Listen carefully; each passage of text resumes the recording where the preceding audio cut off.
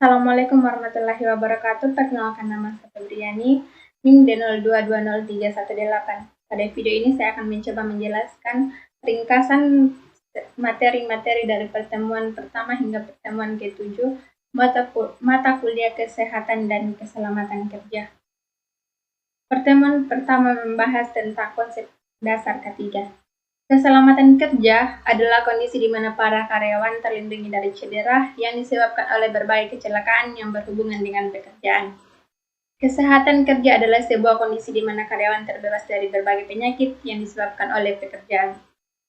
Dasar hukum ketiga, ada 5 dasar hukum, yaitu yang pertama, Undang-Undang KK Nomor 1 Tahun 1970 tentang Keselamatan Kerja dan Undang-Undang Nomor 1 Tahun 2001 tentang Ketenagakerjaan.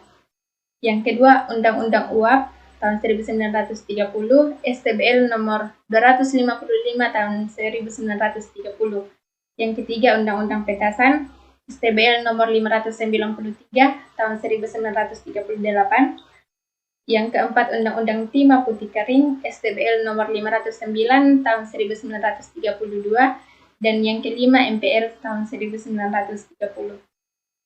Tujuan dari ketiga ini adalah melindungi dan menjamin keselamatan pekerja dan semua orang yang berada di tempat kerja. Pertemuan kedua membahas tentang peraturan perundangan terkait ketiga. Dasar hukum. Yang pertama, Undang-Undang Dasar tahun 1945.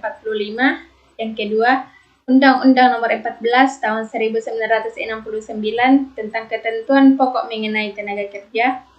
Undang-Undang Nomor 1 tahun 1970 tentang keselamatan kerja, Undang-Undang Nomor 23 tahun 1992 tentang jaminan sosial tenaga kerja, Undang-Undang Nomor 3 tahun 1999 tentang jasa konstruksi, Undang-Undang Nomor 28 tahun 2002 tentang bangunan gedung, dan Undang-Undang Nomor 13 tahun 2003 tentang ketenagakerjaan.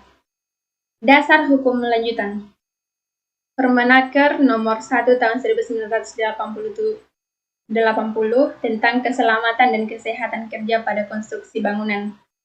Yang kedua, Keputusan Bersama Menaker Menpu Nomor 174 Men tahun 1986 dan Nomor 104 KTPS tahun 1986 tentang keselamatan dan kesehatan kerja pada kegiatan konstruksi.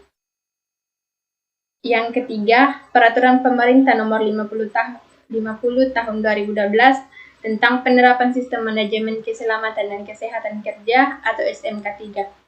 Yang keempat, Permenpu Nomor 5 tahun 2014 tentang pedoman sistem manajemen K3 konstruksi bidang pekerjaan umum. Dan Undang-Undang Dasar tahun 1945 pasal 27 ayat 1. Pertemuan ketiga, kecelakaan kerja. Kecelakaan kerja adalah kejadian yang tidak dikehendaki dan tidak pernah diduga sebelumnya yang terjadi di tempat kerja atau segala kegiatan yang berhubungan dengan pekerjaan. Ada beberapa penyebab kecelakaan, yaitu tindakan karyawan yang tidak aman, kondisi kerja tidak aman, dan di luar kemampuan manusia. Ada beberapa istilah dalam materi ini, yaitu hazard. Hazard merupakan sumber bahaya potensial yang dapat menyebabkan kerusakan. Yang kedua, danger merupakan tingkat bahaya dari suatu kondisi di mana atau kapan muncul sumber bahaya. Yang ketiga adalah harm, kerusakan atau bentuk-bentuk kerugian berupa kematian, cedera, sakit fisik atau mental, kerusakan properti, kerugian produksi, kerusakan lingkungan atau kombinasi dari kerugian-kerugian tersebut. Yang keempat adalah risk atau risiko, adalah ukuran kemungkinan kerugian yang akan timbul dari sumber bahaya atau hazard tertentu yang terjadi. Teori domino merumuskan kecelakaan terdiri dari 5 faktor yang berhubungan, yaitu kondisi kerja, kelalaian kerja, tindakan tidak aman, kecelakaan, dan cedera. Pertemuan yang keempat yaitu alat pelindung diri atau APD. APD adalah pakaian khusus atau peralatan yang dipakai petugas untuk memproteksi diri dari bahaya fisikal, kemikal, biologis, atau bahan infeksius OSHA CDC. Tujuan penggunaan APD adalah melindungi tubuh dari bahaya pekerjaan yang dapat mengakibatkan penyakit atau kecelakaan kerja, meminimalkan akibat kecelakaan kerja, gangguan fisik, dan mengamankan organ tubuh. Persyaratan APD.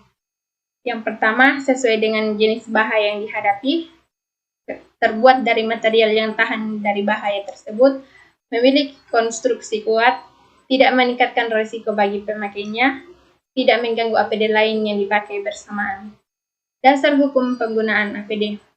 Undang-Undang Nomor 13 Tahun 2003 tentang Ketenagakerjaan, Peraturan Pemerintah Nomor 50 Tahun 2015 tentang SMK 3, Peraturan Menteri Tenaga Kerja Nomor 8/Men/7/2020 tentang APD, dan Standar ANSI ISEA 289/1029. Jenis-jenis alat pelindung diri. Yang pertama, pengaman mata atau eye protection. Yang kedua, pengaman wajah atau face protection. Pengaman terjatuh atau fall protection. Pengaman tangan hand protection. Pengaman telinga hearing protection. Pengaman pernapasan respiratory protection. Pengaman kaki safety shoes, dan pengaman kepala safety helmet. Manajemen APD. Yang pertama, mengidentifikasi kebutuhan dan syarat APD, memilih APD sesuai kebutuhan atau kenyamanan pekerja, pelatihan, penggunaan peralatan dan penyimpanan, penata laksanaan dan pembuangan atau pemusnahan, pembinaan, inspeksi, evaluasi, dan pelaporan. Pertemuan kelima membahas tentang bahan beracun dan berbahaya atau B3. Menurut Bapedai tahun 1995, B3 adalah setiap bahan sisa atau limbah suatu proses kegiatan produksi, baik pada skala rumah tangga, industri, pertambangan, dan sebagainya, yang mengandung B3 baik secara langsung maupun tidak langsung, dapat merusak, mencemarkan lingkungan, atau membahayakan kesehatan manusia. Dasar hukumnya adalah Undang-Undang Nomor 1 Tahun 1970 tentang Keselamatan Kerja, Undang-Undang Nomor 23 Tahun 1992 tentang Kesehatan, Undang-Undang Nomor 23 Tahun 1997 tentang Pengelolaan Lingkungan Hidup, Peraturan Pemerintah RI Nomor 74 Tahun 2001 tentang Pengelolaan B3, Peraturan Pemerintah RI Nomor 472 Menkes/Per/5 tahun 1996 tentang pengamanan bahan berbahaya bagi kesehatan, dan Peraturan Pemerintah RI Nomor 18 tahun 1999 tentang pengelolaan limbah B3. Sumber, jenis, dan kategorisasi B3. Yang pertama, kategori limbah B3 berdasarkan sumbernya. Limbah B3 dari sumber spesifik, limbah B3 dari sumber tidak spesifik, dan limbah B3 dari bahan kimia kadaluarsa. Yang kedua, kategori limbah B3 berdasarkan karakteristiknya dibedakan menjadi dua, yaitu bahan mudah meledak dan bahan berbahaya atau harmful.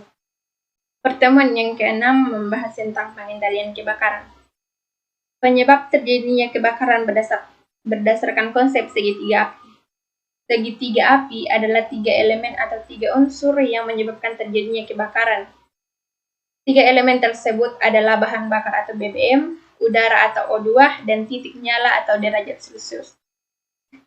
Usaha untuk mencegah, mendeteksi, dan menanggulangi kebakaran adalah: yang pertama, pencegahan. Pencegahan kebakaran dengan sistem pencegahan kebakaran yang terdiri dari sistem isyarat bahaya kebakaran dan sistem pemadaman. Yang kedua, penanggulangan. Kebakaran harus ditangani dengan baik. Melakukan 5 hal terkait sistem pengendalian kebakaran atau SPK. Metode pemadaman: mengurangi temperatur, memindahkan bahan bakar, mengeluarkan oksigen, dan menghambat reaksi rantai atau penjalaran. Pertemuan ketujuh adalah ergonomi kerja. Ergonomi menurut Woodside dan Kochurik adalah kajian yang integral antara pekerja, pekerjaan, alat, tempat, dan lingkungan kerja. Sanders dan McCormick mendefinisikan ergonomi atau human factors dengan 3 unsur pendekatan, yaitu: fokus ergonomi adalah interaksi manusia dengan produk, peralatan, fasilitas, prosedur, dan lingkungan kerja maupun tempat tinggal. Yang kedua, tujuan utama ergonomi adalah meningkatkan dan mengembangkan efektivitas dan efisiensi dalam bekerja. Yang ketiga, Pendekatan ergonomi secara sistematis mengaplikasikan informasi yang relevan tentang kapasitas manusia dan lingkungan yang mereka gunakan. Pengelompokan bidang kajian ergonomi. Pola kerja, antropometri, biomekanika, penginderaan, dan psikologi kerja. Kelelahan. Kelelahan adalah keadaan tenaga kerja yang mengakibatkan terjadinya penurunan vitalitas dan produktivitas kerja akibat faktor pekerjaan.